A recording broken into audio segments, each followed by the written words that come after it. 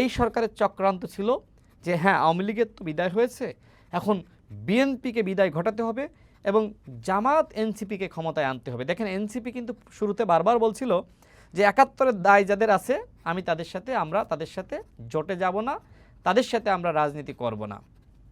সেই তাদের সাথেই গেল কেন? কারণ এইটা ছিল ডক্টর মোহাম্মদ ইউনূসের মাস্টার প্ল্যান। তিনি আসিফ মাহমুদ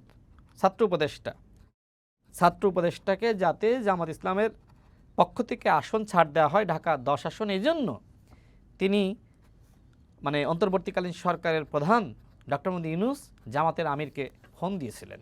সেই সময় জামাতের আমির বলেছিলেন, দেখেন তার বিরুদ্ধে সরকারে থাকাকালীন সময়ে যে সকল অভিযোগ, আমরা এই সকল অভিযোগের দায় নিতে চাই না।